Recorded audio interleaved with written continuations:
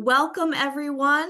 My name is Mary Van Aken, and I'm the Director of School and Library Marketing at Macmillan Children's Publishing Group, and we are thrilled to invite you into our Winter 2025 preview event.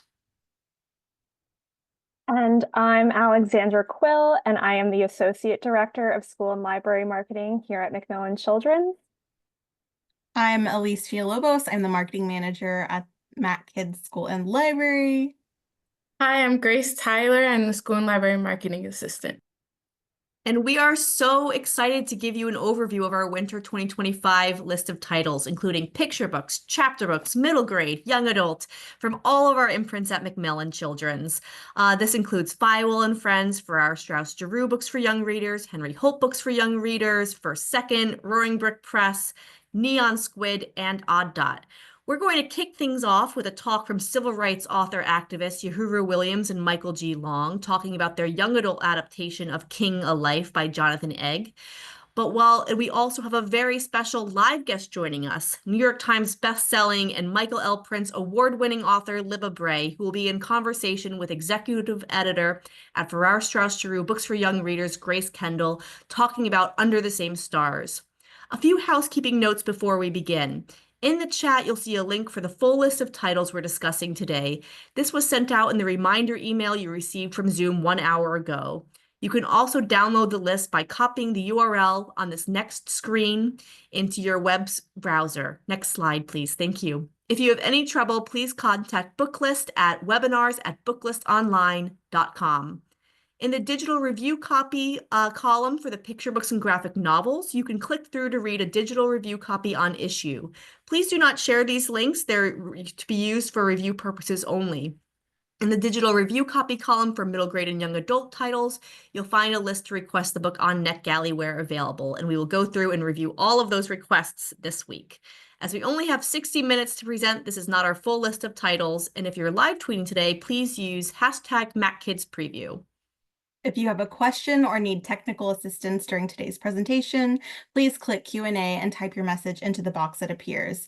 Booklist will do their best to respond to all tech-related questions and will pass along all other questions to their team so they can follow up with you after the webinar. Booklist offers closed captioning on all webinars. To enable or disable captions on your screen, please look for and click the live transcript icon on the toolbar. From there, you can select show or hide subtitles from the menu that appears. If you choose to enable subtitles, you can adjust the size of the captions at any time by selecting subtitle settings. Today's event will be recorded and the recording will be shared with you after the event. Finally, we expect all participants to remain with an atmosphere of respect and fairness, and anyone who violates the standard of behavior, including engaging in any form of harassment, may, at the discretion of the organizers, be immediately removed.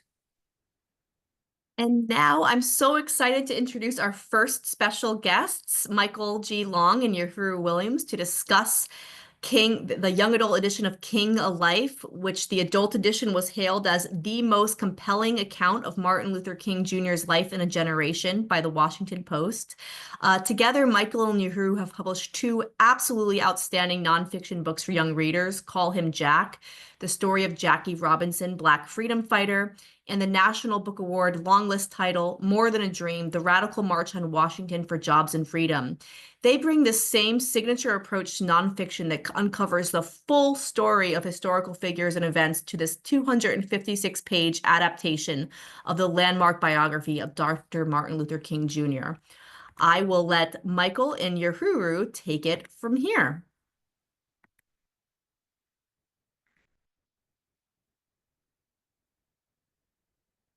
Hello, librarians and teachers. It's great to be with you. Thank you so much for reading our books and spreading them to young readers. We're so grateful for that, and we're thankful that you're with us today to talk about King a Life. So without further ado, I'm here with my colleague Yohuru. Yohuru, can you tell us what readers can expect in our adaptation of this book? What kind of Dr. King will they experience? It's such a great question, Michael. I think it's a portrait of Dr. King that will reclaim his humanity. I think for young people in particular, there's this image of Dr. King as someone who's larger than life. And now we have that beautiful magisterial monument in Washington, D.C. that makes King, in some sense, even more inaccessible. Jonathan Eig did a terrific job in capturing the essence of King's life, we then had to boil that down to an accessible Dr. King for young readers. And what I love about the research that informs this book, about John's book, but especially about what we were able to do, is without losing any of the essence of that historical King, present a real life human being, someone who will be accessible to young people, someone that young people will recognize their own challenges in, but also their own power. And I think that's the magnificent part of this book, is that it's a portrait of Dr. King that captures him in his youth in a way that'll be surprising to young people, that's comprehensive in a way that it presents all the things that he struggled with during the course of his life, but then all the ways that he was able to find hope, resilience, and excellence in those challenges. So I think that's what's, really exciting about the book. It is the most comprehensive biography for young readers of King on the market. It's the reason why Jonathan's book received such praise that it did last year. But we were honored just to be able to boil this down and make it accessible to young people, because they need this real life human being, this real life Dr. King. And so one of the things I love about the book is that it's really an unsanitized look at Dr. King. Can you say a little bit more about that? Yeah, we thought it was important, and certainly John captured that. And in our discussions about how to make this successful, we didn't want to lose any of the realness of Dr. King. Human beings struggle with a myriad of challenges. Dr. King wasn't perfect. He's not a superhero. He was a human being, and we captured Dr. King with all the warts. We thought that was important for young people, particularly in this moment, because it's not about perfection. It's about understanding the depth of human connectivity. One of the things that King did, and one of the things that I love about this book, is that in all of the ways that we capture the warts, the challenges that we associate with Dr. King's life, we also demonstrate that that didn't stop him from making a larger commitment to social justice, to racial justice, to equity. And we want young people to take that lesson away too. It's a very hopeful book that doesn't shy away from the ugly parts of the King story, because those ugly parts, you really can't appreciate the beauty without understanding the depth of some of the despair and some of the mistakes that Martin made, young Martin and old Martin. And what about his legacy in this book? Can you just share a little bit about what you think Dr. King's legacy is as we present it? For such a phenomenal question. And I think it's a legacy of not just civil rights, but helping people appreciate, young people in particular, the importance of making a commitment to things or ideas or movements that are bigger than yourself. This is a book, this is a biography about Martin King, but it's also the story about a movement that he was a part of, that he was seen as a leader of, that informed much of his life, but his life was much more complex than that. And so it's an invitation for young people to see themselves through the lens of Dr. King and the ways that they can make a commitment and a contribution in their own community, great and small. I love that about this book. Michael, let me ask you, because it was an honor to work with you again on this project, and no one is better at kind of capturing the essence of, for young people, for young readers. But I want to ask you what surprised you about the book. What surprised you about this adaptation and the research in Jonathan's book? I'll tell you one of the things that really surprised me and that I was really attracted to as well is the section on Dr. King's mental health. I think what surprised me was the depth of the depression that he suffered. And I understand it. This was a man who not only had the daily struggles of family living and just everyday life, but he had death threats every day of his adult life. He had a government in the form of FBI Director J. Edgar Hoover, who was after him, who tried to execute his downfall. And so that pressure really weighed on Dr. King, and every now and then he would just check himself in the hospital. And he would say that he was suffering from exhaustion. But what really comes out in the book is that he was suffering from depression, no doubt about it. And his colleagues spoke about the depression that he suffered, and so did Coretta Scott King, his widow. And so that really surprised me. I think the depth of that. And it's important, I think, for us to note that, especially in the book, because this is a generation of mental health issues, isn't it? I mean, our young readers struggle with mental health issues in ways that other generations, I don't think, ever have. And so I really love that part of the book, which tends to his issues about mental health and the ways that will connect with our younger readers who are struggling with some of those same issues. I know that I've struggled with mental health. I know that people in my family have struggled with mental health. The young people in my family have struggled with mental health. And so I love that connection to Dr. King. I love that connection to Dr. King and the way it will establish a bond between young readers and this hero that we have out there. How about you? Did anything surprise you about the book?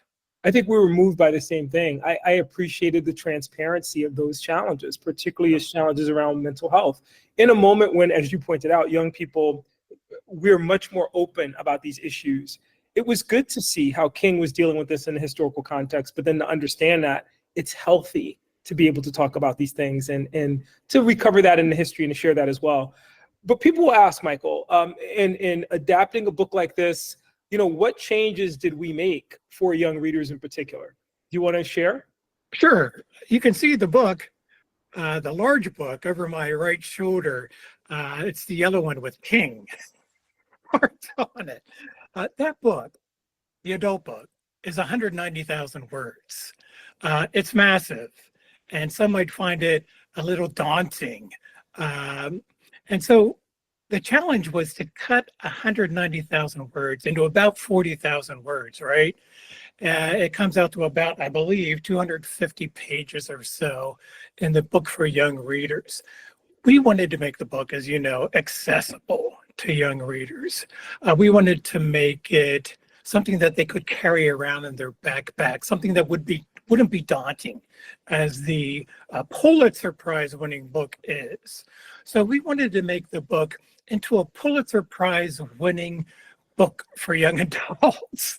And that meant cutting 150,000 words. So how did we do that? Well, we focused on the main stories in King's life.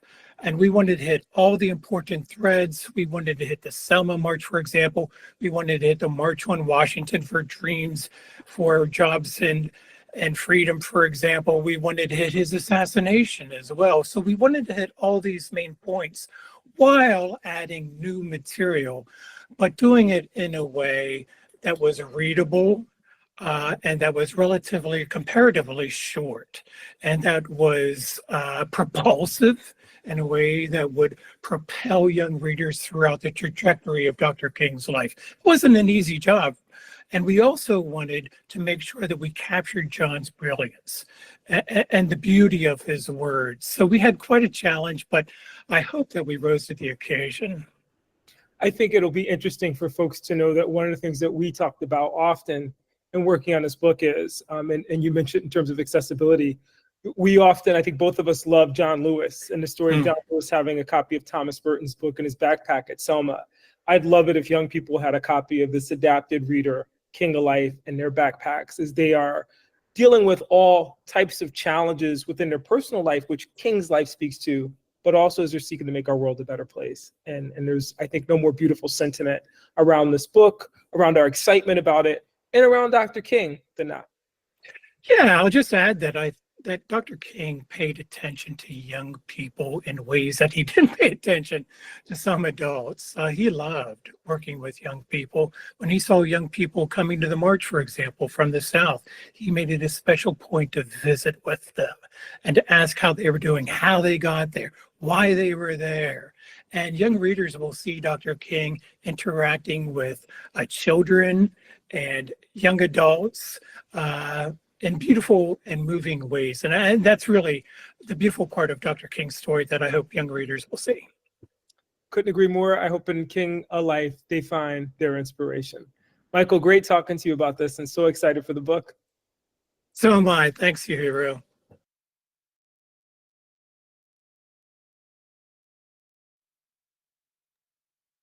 And just as a reminder, King of Life will be on sale January 7th.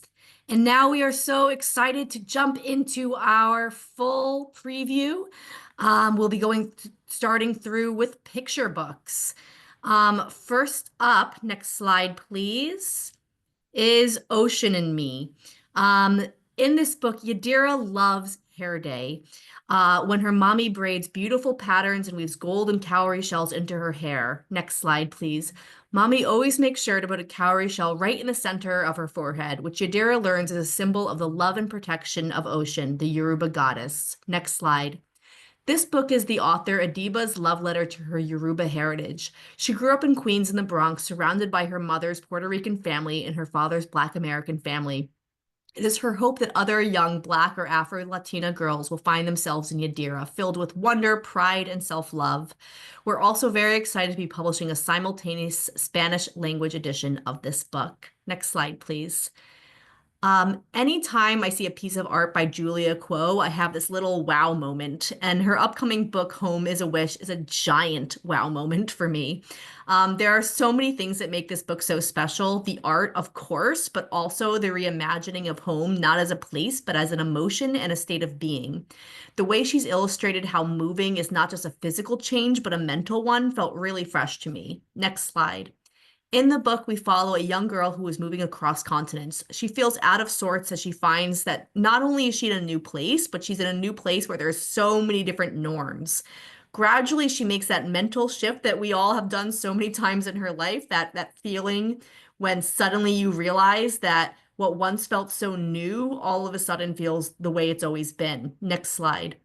The book is based on the feelings of loneliness and displacement from Julia's own experiences moving, and it's definitely a strong story to share as relates to immigration, but it's also a universal book that is so reassuring for any young reader going through a change in their life. Next slide, please.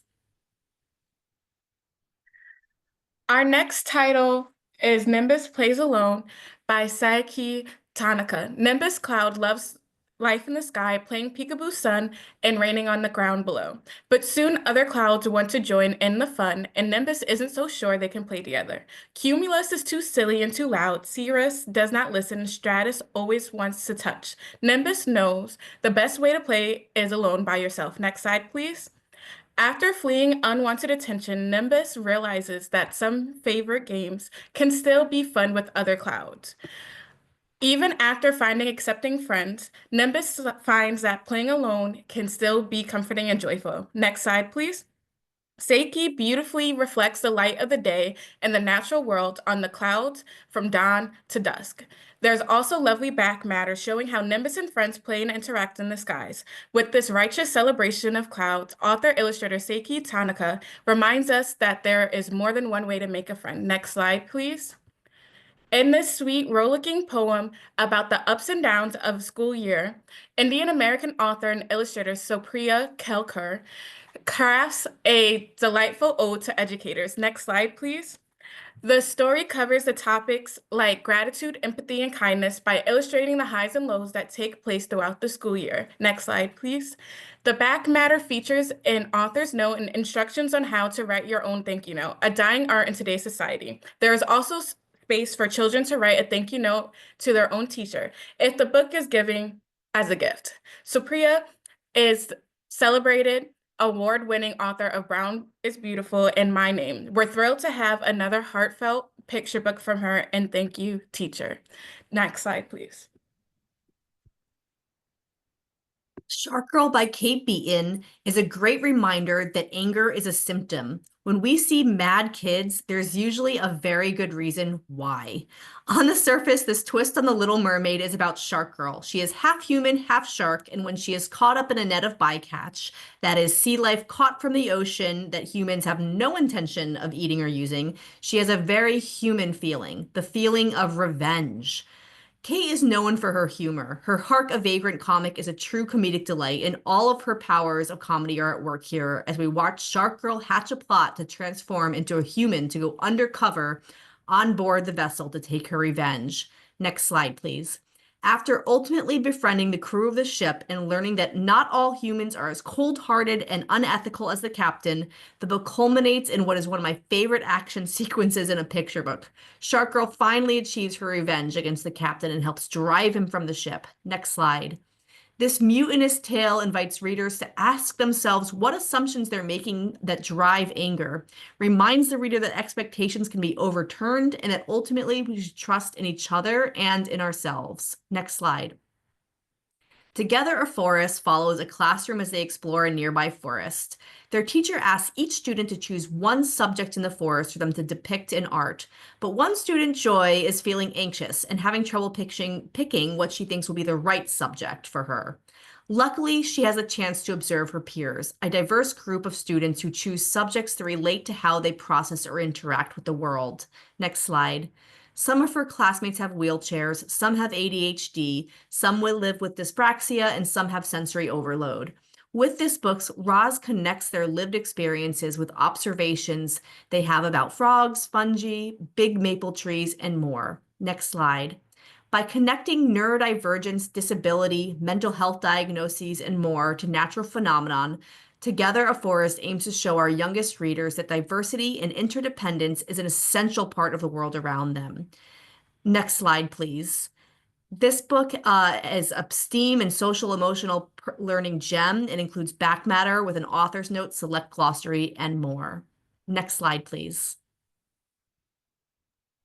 Carol, a seasoned award-winning author, and Jeffrey, with his roots in performance, poetry, and rap, have paved the perfect path for readers to see where the beat can take them. Next slide, please. Carol Boston Weatherford and her son, Jeffrey Boston Weatherford, and illustrator Yohuru Martinez, together created Wrap It Up. Aspiring young rappers will delight in this infectious read aloud as they set on a rhythmic adventure with beats and illustrations that jump off the page. Next slide, please. The narrator of this book has been rapping since they could babble and cheerfully lead readers through the intricacies of hip hop, from vocabulary to literary techniques, structures, and motifs. With a beat that bounces and rhymes that flow, the text urges readers to believe in themselves and the power of their words. The vibrant and whimsical illustration breathe life into the narrative, showcasing the magic of creativity. I love this first collaboration between Carol and her son. Next slide, please. Join the hunt for the world's most important root vegetable with Peru's famed scientist and potato expert, Alberto Salas. Alberto is on a quest. Up and down the Andes Mountains he goes, playing an epic game of Paka Paka Con La Papa, potato hide and seek. It's Alberto's job to find each and every potato before they go extinct. Scientists rely on his work to study these special potatoes and ensure we can feed the world for decades to come. Next slide. Written by Sara Andrea Fajardo, a Peruvian-American scientific journalist, the book teaches young readers about the real-life godfather of potatoes. Next slide. The text is further inspired by Sarah's own travels with Alberto across northern Peru seeking potato species, adding that extra special personal touch. Next slide. The journey comes alive with the mixed media talents of Caldecott honoree Juana Martinez Neal, who took special care to help the reader feel the grit of dirt in every illustration. Next slide. And she channeled her own Peruvian father in her depiction of Alberto. Publishing simultaneously in Spanish, this nonfiction story is fun to read and super, super informative. Next slide. The science woven throughout is expanded on in STEM-related back matter, where you can also find a cultural dictionary. Next slide.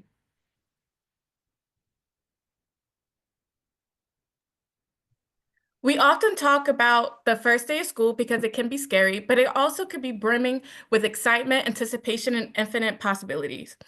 But what happens when the year comes to an end and it's time to say goodbye to new friends, teachers, and all the fun memories in between? Next slide, please. Maggie Rudd, an elementary school teacher herself, perfectly encapsulates the wistful mix of emotions that accompanies kids on the last day of school, while also reminding them to celebrate all the triumphs of the academic year. Next slide, please. We hope you'll find this to be a fantastic read during the final weeks of school as the year winds down. Next slide, please. Powerful Like a Dragon. In this heart-wrenching story based on the author's true family history, a young boy and his family must flee their village and leave his parents behind when Japanese soldiers invade his Chinese village during the Second Sino-Japanese War. Sharing a cramped basket with his cousin, next slide, the boy endures endless travel through biting cold, hunger, and the worst thing of all, boredom. But gradually the boy remembers his parents' last words to him, "Be powerful like a dragon." Next slide. And through the eyes of this powerful dragon, the boy begins to see all the ways he can be powerful, even in circumstances that would make even the bravest among us feel powerless. Next slide. This story of resilience is gorgeously illustrated by up-and-coming artist Jacqueline Tam, whose work evokes Chinese watercolor landscapes. Next slide. Each page is more exquisite than the last, and the back matter includes a personal and informative author's note. Finally, next slide, please. I'm so excited to introduce Caldecott honoree Cindy Derby to share her next picture book, WHEETLE. But first, I want to give you a glimpse at just a few of the spreads. So next slide, please. Hi, I am Cindy Derby, and I'm thrilled to share with you my new picture book, WHEETLE. It is out April 22nd with Roaring Brook Press. It is the story of a little wagon who loves to help others and feels it is his purpose to help others. Even when his back tire starts to feel a little wonky, he still says yes, and he always says yes. And he carries really heavy loads, and it's this journey of learning how to set boundaries. It's a deeply personal story. When I was little, I used to also, like WHEETLE, always say yes. And I was afraid that my friends wouldn't like me anymore if I said no. Over time, I learned how to listen to my own squeaky wheel, my inner voice telling me to stop, take a break, and also set some boundaries. And I hope WHEETLE encourages readers to recognize that when you start to feel overloaded and just start listening and tuning into that feeling and ask for help when you need it, that you really don't have to carry it all on your own. Okay, thank you. I'm sure there are so many adult readers that feel the same way. Can't wait for you all to discover WHEETLE. Now you can see this. We have even more picture books coming out, so please do browse our title list. Just flip through these slides. You can preview all of these on our title grid. There are so many gems here, from nonfiction to continuing series to fiction. And now we will hand it over to the middle grade and chapter books. Phenomenal. Thank you. So I want to get started with Gabby Torres. Next slide. She Gets a Billion Followers. This is by Angela Dominguez, and it is a new graphic novel series for ages 6 to 9 from this beloved author who is the creator of the Stella Dia series. Next slide. Gabby Torres is a 4th grader full of Junie B. Jones-like personality. The lovable Mexican-American main character is inspired by the author's own experiences. Gabby is half Mexican and half white, and her story is full of hijinks and humor.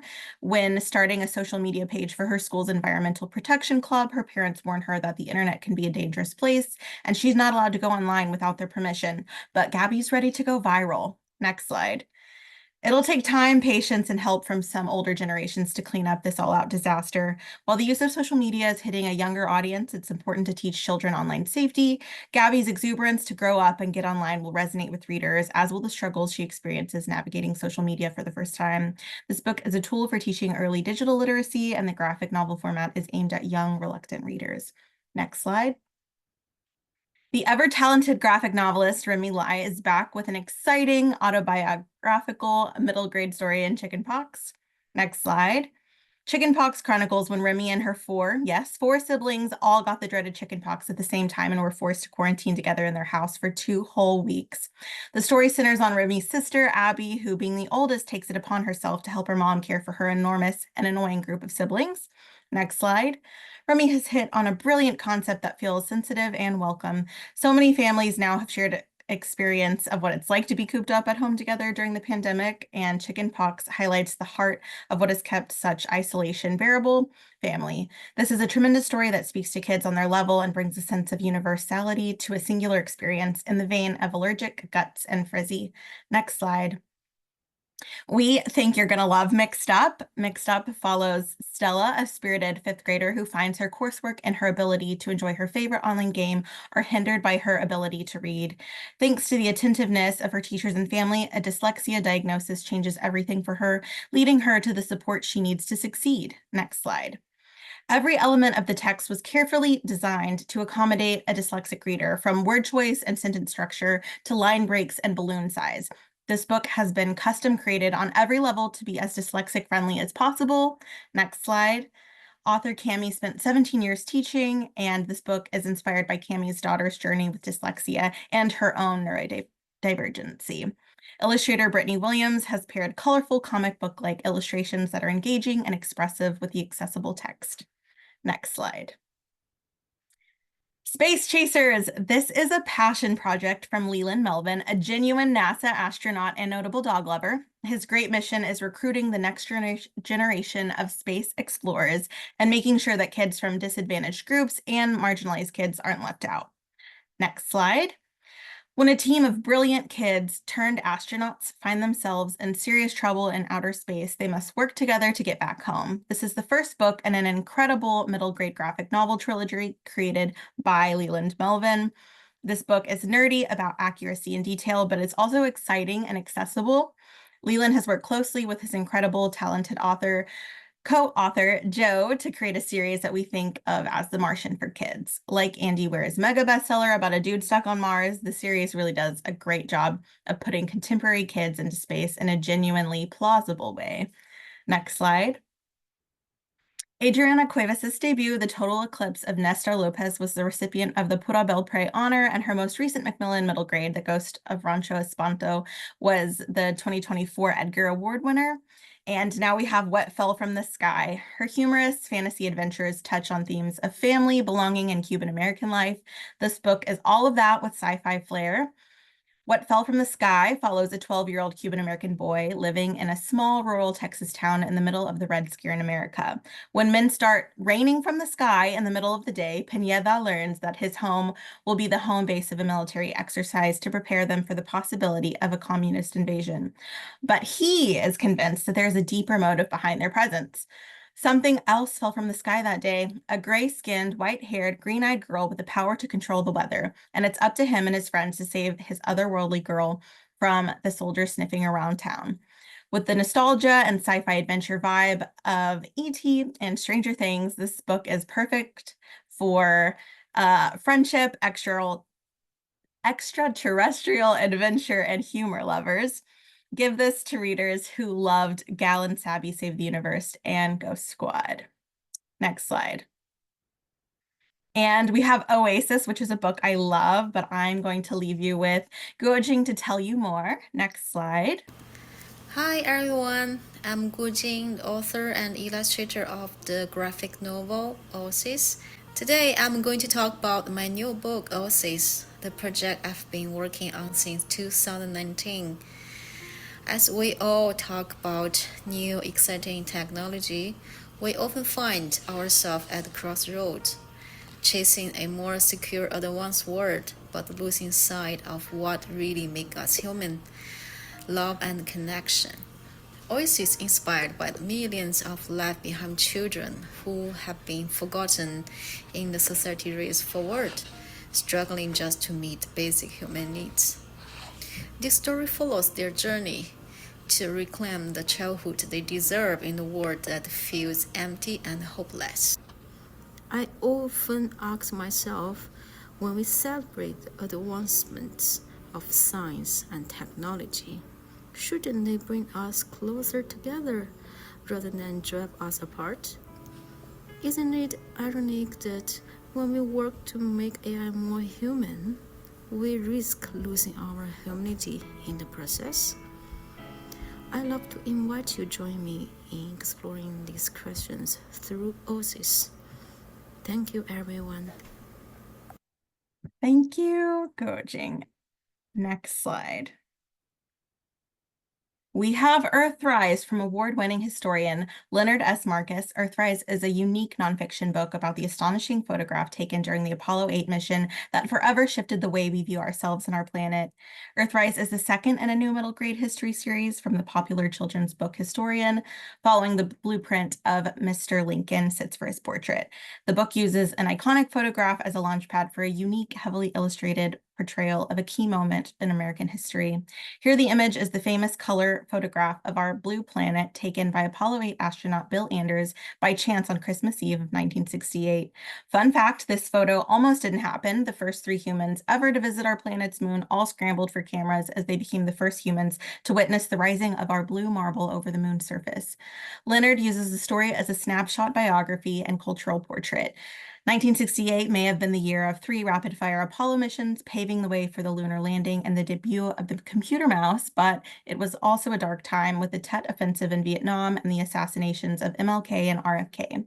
This photo was a balm to a world in pain, and one of the main thrusts of the book is how the photograph that essentially launched this is the photograph that essentially launched the environmental movement. Next slide. Vanya and the Wild Hunt. So prepare to adventure alongside a new best friend and unexpected hero, 11-year-old Vanya Valen. She is kind, lonely, and desperate to fit in, and she struggles with ADHD, depression, and what it means to be neurodivergent in a neurotypical world. Her neurodiversity makes her impulsive and easily distracted, but it also makes her curious, brave, and creative, all very useful qualities when the fate of the world is at stake. Oh, and Vanya talks to books, but more importantly, the books talk back. When Vanya's family is attacked by a monster she believed only existed in fairy tales, she discovers that her parents have some very big secrets and that there are a lot more monsters out there. Overnight, she's whisked off to Aramir, an enchanted school and library where Vanya trains to join the ranks of archwitches who protect the world from monsters. Sangu Mandana is the critically acclaimed author of several fantasy novels for children and adults, including Kiki Kalira Breaks a Kingdom. Readers who love whimsical tales will easily get sucked into all the fantastical elements of the story. Vanya and the Wild Hunt is Amari and the Night Brothers meets Nevermore. Next slide. Extra Large by Tyler Page. So this is a graphic novel memoir by Tyler Page about a boy starting a new school year and dealing with bullying, weight gain, and gendered expectations. One of the things we appreciate about Extra Large is the way it avoids the usual cliches in a book about body shape, body shame, weight issues, and self-esteem. Next slide. Tyler Page delivered a similarly nuanced, authentic, and personal treatment of the subject of childhood ADHD and its many manifestations in his recent first-second title, Button Pusher. This book sits beautifully as a companion piece to that memoir, but unlike Button Pusher, it isn't getting deep into the science and medicine of its topic. Next slide. Rather, this is a highly personal, character-driven story about weight gain and adolescence that looks gently at the social consequences of size and also the ways this can affect different kids differently. The art, as with Button Pusher, invites the reader into Tyler's life as a young person in an open, accessible, and thoughtful way. Tyler is an accomplished writer and thinker, and we're so excited that you get to delve into this new graphic novel. Next slide. Once for Yes by Allie Millington. She recently wowed us all with her debut middle grade novel and The Sentient Typewriter, Olivetti. It was an instant Indies bestseller, and Tom Hanks even jumped in to give his glowing review. Now she's written a heart-tugging and hopeful story about community and healing. The Odenburg is an old red brick apartment building, the last of its kind in a swiftly gentrifying neighborhood. One of its tenants, the Leroux family, has suffered an unspeakable tragedy, and the young sister, 11-year-old Prue, struggles to come to terms with the loss of her sister Lena. But when the Odenburg is sold and slated for demolition, Prue can't bear the idea of losing the place where her sister remains, such a presence. Prue launches a campaign to save the building, throwing herself into drawing up a petition and gathering signatures from the other tenants. Lewis is the only person who can help Prue discover the missing elements of her sister's story. He and Prue's sister communicated across the way by flicking the lights, twice for no, once for yes. If you loved Wish Tree, you'll love Once for Yes, a book that highlights the importance of memory and the endurance of love. Next slide. We have OLLIE in Between by Jess Callans, but I'm going to let this video play to tell you more. My name is Jess Callans, and my debut novel, OLLIE in Between, comes out April 8th, 2025. OLLIE in Between is a modern take on the classic Are You There, God? It's Me, Margaret, in which nearly 13-year-old Ollie Thompson explores the diversity of womanhood under the guise of conducting a series of interviews for health class, when in reality they're just trying to hold on to this final shred of hope that pursuing a future as a normal girl is possible for them. As they conduct these interviews, they're also navigating this grief over their mother who passed away, and they write to her throughout the novel. They're seeing childhood friendships dissolve and being confronted with queer friendships, which really threaten to rock the core belief that they hold that blending in is the only way forward. And really, to complicate everything, they get their period, which none of us want to deal with. I hope that readers will embrace OLLIE in their moments of vulnerability and feel really at home in the moments when OLLIE feels in between two places or two identities or two people, something that I think we all feel at some point in our lives, if not many, many points in our lives throughout all of our lives. This is my debut novel, and it means a lot to me as a person who has spent the majority of their life navigating gender and thinking about what it means to be myself in a world that might not always love me. And I hope to pass along that little glimmer of hope to anyone who joins me and OLLIE on this little adventure, that really the only right way forward is the one that feels good for you. And life is full of many more beginnings than final destinations. And I think that OLLIE really embodies that feeling of life in perpetuity rather than life to a destination. Thank you so much for featuring my book and for having me. Thanks. Thank you. Next slide. Finally, we have Don't Cause Trouble by Ari Chung. So Ari is one of our picture book stars. His best-selling book, Mixed, A Colorful Story, received glowing reviews, so we're excited that he has done this graphic novel debut. This is a funny, light, slightly heartbreaking coming-of-age middle school story that is deeply personal, very much inspired by Ari's own life as a first-generation Chinese-American kid growing up in California. Next slide.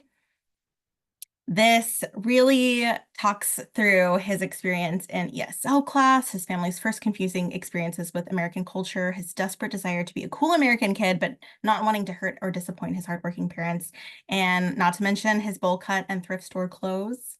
Next slide.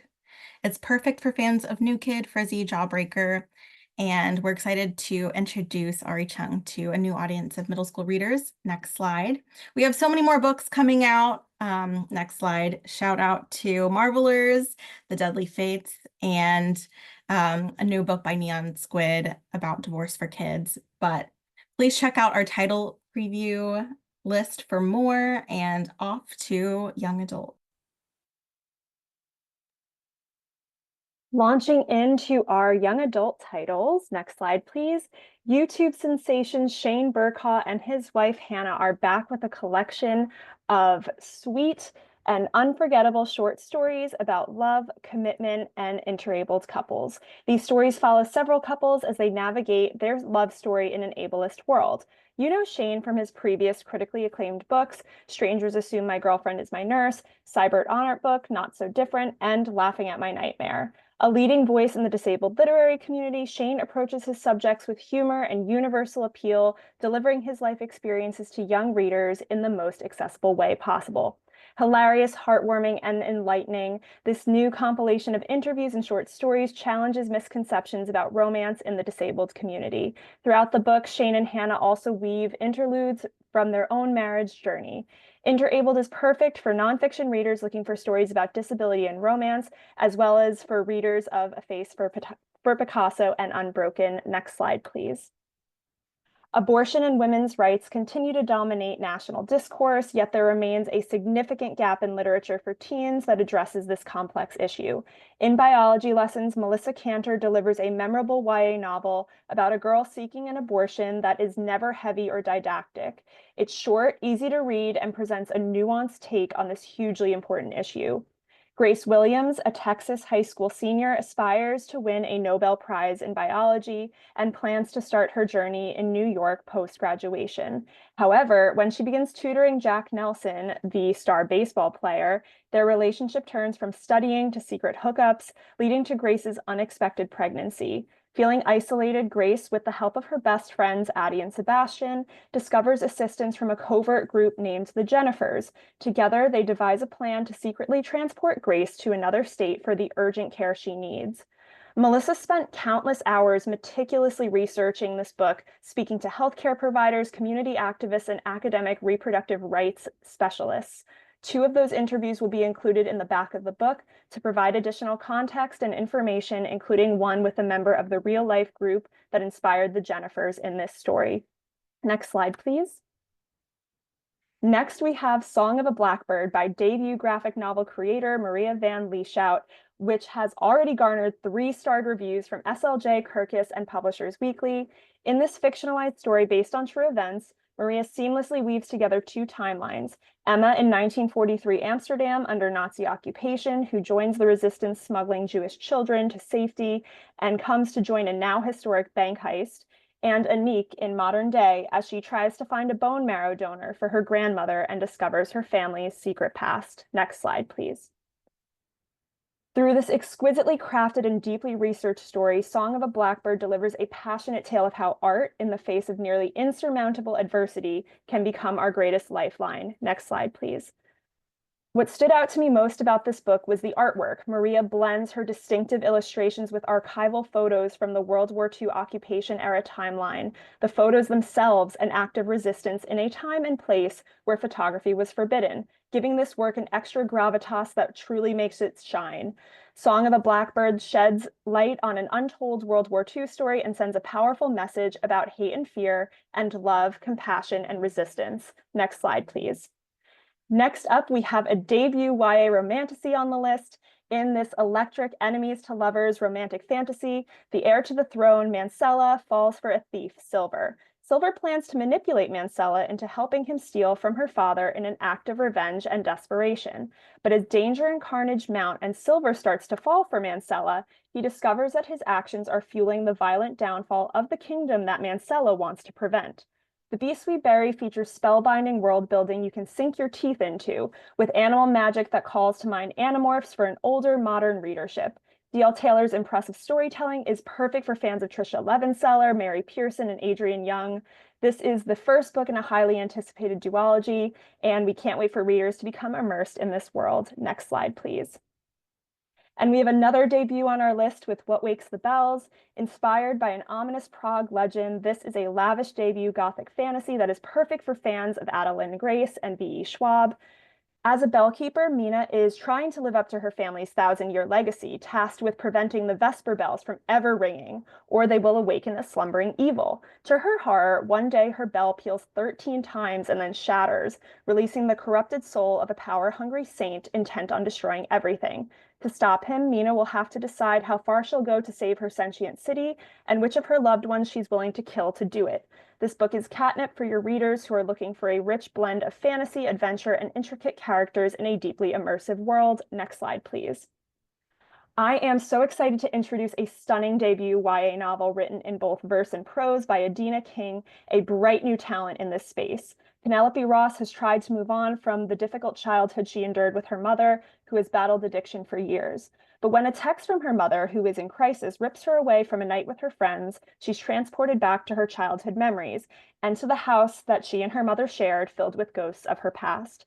Adina is a public school teacher in Maine, and seeing how the opioid epidemic has touched her students and community inspired her to write this book.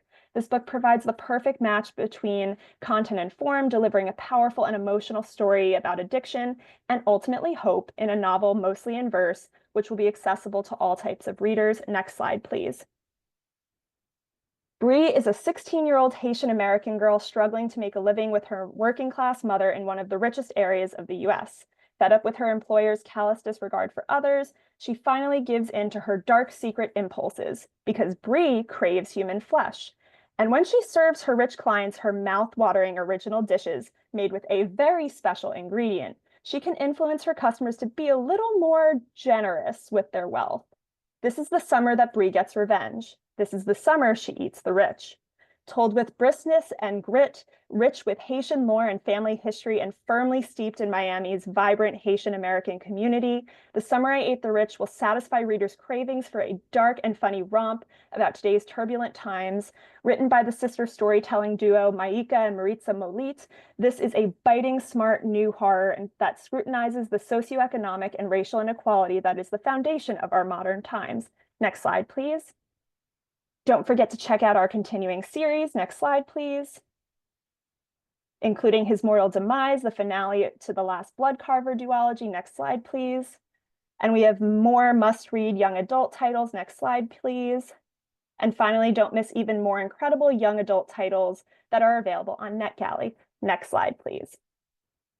Now I am excited to introduce our final guests of the program, New York Times bestselling and Michael L. Printz award-winning author Libba Bray and Libba's editor Grace Kendall, executive editor at Farrar, Straus and Giroux, Books for Young Readers. They'll be in conversation talking about Libba's highly anticipated new YA novel, Under the Same Stars.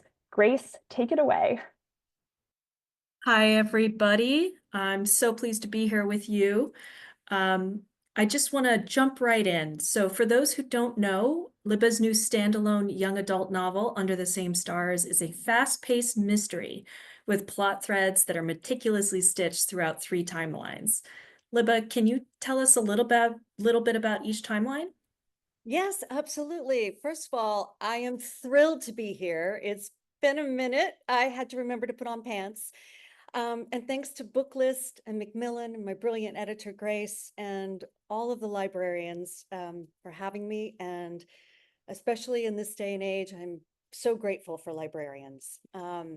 So yes, this book actually came about because Grace and I were talking about 4 years ago about this article about this matchmaking tree called the bridegroom's oak, and it's a real thing, and it exists in northern Germany. And because there's something wrong with me, I immediately thought murder, and so that's how it all started. But it is a sort of sweeping historical tale. The first time period takes place between 1939 and 41. It's the run-up and start of World War II in a fictionalized town in northern Germany, and it involves 2 best friends, Hannah and Sophie, who are obsessed with the bridegroom's oak. And the second time period takes place in Berlin in 1980, which was super fun to write about once I got past the fact that my adolescence is now historical fiction. And it's during the height of the Cold War. The Berlin Wall is in place, Germany is divided, and we meet shy 16-year-old transplant Jenny, who's come from Texas because her father's been transferred. And she meets this magnetic wild child punk rocker named Lena and falls in with this all-girl punk rock band. Hijinks ensue. And then the third time period is New York City, spring 2020, during the height of the pandemic. Best friends, high school seniors, Miles and Chloe, are reconnecting after a falling out that they've had, because Chloe has received this mysterious package from her grandmother that it's kind of unsettling, and it involves a cold case from World War II about these 3 teenagers who just disappeared in the forest on the night of the winter solstice. And so these are the three time periods that are woven together, hopefully well. They're woven extremely well. We've received so many comments about what an amazing read this book is. Everybody from the copy editor to foreign publishers. So it's a fascinating, fabulous, propulsive read. I highly recommend. But back to the questions. Okay, so 2 of the 3 timelines you just described could be seen to our young readers as distant history, while the 2020 timeline is more recent. Can you tell us a little bit about how the story is relevant to today's teen readers, despite being predominantly historical? Sure. Well, of course, history is never really history. It's always with us. There are the aspects of this that I think are evergreen. First love and romance, identity, body image, family issues, change and growth, that thrill and pain of figuring out who you are, how we carry on in the face of adversity. And these are eternal, not specific to one timeline. But I think it's interesting that in all 3 timelines, there are things that resonate. So these teens are dealing with questions of courage and comfort, fighting for what you believe is right and what that might mean, and about searching for the truth. And if that truth turns out to be something that will force you to give up comfort for change. They're all dealing with propaganda and misinformation. In the 2 German time periods, of course, we see that it's state controlled. We see the hate that the Nazis are putting out, the way that the laws come into effect incrementally. And we also see in Berlin how there is also this sort of this propagation of an ideal. And then when we get to the 2020 section, though, of course, now we have the internet. And now this misinformation can be spread at record speed. And then we have an algorithm that also cherry picks what we see by data mining and profiling us, and that can mislead us into thinking that what we're seeing is a definitive truth or reality that others may not see at all. And we're pushed farther and farther apart from this. But we are also at this time experiencing a rise worldwide in authoritarianism. Mark Twain once said that history doesn't repeat, but it rhymes, and we are rhyming now. And we're seeing again these recognizable traits that authoritarians use. Nativist rhetoric that demonizes our fellow citizens because of race or religion or sexual orientation or immigration status, strict ideas about gender and gender roles, an idealized depiction of the past as this sort of glorified everything was great. And I think this is no surprise as the World War II generation, who are these living witnesses of this history, are dying out. But I think it's important for teens to, maybe through this historical lens, to see that these tactics of manipulation, they're old, they're not new. And like any good fairy tale, I think it's important to know the monster so you can defang and defeat the monster. But most importantly, here's another thing that is eternal, and that is hope. And in every timeline in this book and throughout history, there are always those who will strike a match and light the darkness and lead the way. The people have the power. And I think that's a very important message for teens and for everyone to know. So perfectly said. So it's been a minute since you published a book for teens, Libba. What about this new project is classic Libba Bray, and what is new to you and your fans? Oh my gosh. Well, certainly history. I'm a research nerd. It's so fun to dive into any part of history. I think there is, I hope, a sense of suspense because it is a mystery. And I think that dealing with mystery, I think that it does talk about, I hope that it also talks about emotionally resonant themes. But what's new is that I have always used a sort of fantastical element, whether it was fantasy or horror or or the sort of over the top satire, surrealism. And this time I'm playing it straight. One last observation. Well, it's so good. I can't wait for you guys to read it. One last observation. When I read this story over and over again, as I have, such a pleasure. I find that the text sort of demands us to ask, like, what would I do in this situation? And, what questions do you think teens will have for themselves and each other as they read this book? What are they going to discuss? Gosh, I mean, I think they're questions I have and ask of myself as well. It's hard sometimes to know how do I answer the moment and am I adequate? One of the things that I found very moving about researching and writing this book was that how often the resistance to injustice and inhumanity came from young people. I mentioned Sophie Scholl in the book, and she and her brother Hans, who formed the White Rose movement, they were student activists committed to nonviolent protest against Nazis. And she was eventually caught, tried for treason, and executed at 17 years old. Under the Same Stars opens with a quote from David Bowie, "We Can Be Heroes." And that was a song that was written and recorded at Hansa Studios, which was facing the Berlin Wall and the guards with guns. But the last half of that lyric is "just for one day." And I think that reminds us that while sacrifices like Sophie Scholl's are grand and heroic, there are things that we can do in everyday life that may seem small, but they're meaningful, especially if you keep doing them: voting, canvassing, organizing, helping those who are impacted by hate crimes, art, music, using your libraries, defending them against censorship. These are all heroic acts and necessary.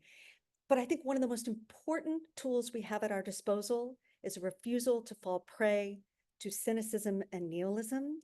And the ideas that the bullies win and real change isn't possible. It's just not true. Systemic change takes time and patience and perseverance, but it happens. And I say that this book is about love and resistance. Love is often an act of resistance when you look at things like Loving versus Virginia or Obergefell versus Hodges. But also resistance is an act of love, that you believe in the principles of democracy and a better world and the goodness of humanity to the extent that you're willing to work for those ideals, even when it's frustrating, even if you may not see the fruits of your labors. Hope is an action word. And I will close by saying that I think of hope as water. Water is life-sustaining. It quenches thirst. We're made of it. But water moves. It changes course when necessary. It ebbs and flows and takes us places. It forms new tributaries. It's powerful. And above all, it's persistent. Given time, water makes great and lasting change. And if you don't believe me, just stand on the edge of the Grand Canyon and look out. Phenomenal. Thank you so much, Libba, and thank you so much, Thank Grace, you. for coming and sharing a little bit more about Under the Same Stars. We really appreciate you. And we appreciate all of you for coming and joining us today. Thank you so much. I'm going to turn it over to Booklist now for some final notes. Thank you so much, Elise, and thank you so very much to Libba and Grace. What a powerful and uplifting message to end on. Tomorrow, all attendees will receive an email containing links to today's video recording, slide presentation, title list, and a certificate of completion. For more about Booklist webinars, please visit www.booklistonline.com/webinars, where you can view archives of past webinars and register for upcoming ones like those you see here. Attention all library workers, educators, booksellers, and students. We have a special subscription offer exclusive to webinar attendees. Subscribe to Booklist now and stay on top of the latest books, glean readers' advisory guidance, and get collection development advice through print and digital editions of Booklist and access to Booklist online. Plus, our Booklist subscription now comes with free digital and shareable copies of our new product for patrons, Booklist Reader. Scan the QR code or visit our website for more details. Thank you for joining us for today's webinar. A huge thank you, of course, to the MacKids School and Library team, our special panelists, and to our sponsor, MacKids. This concludes today's webinar. See you next time.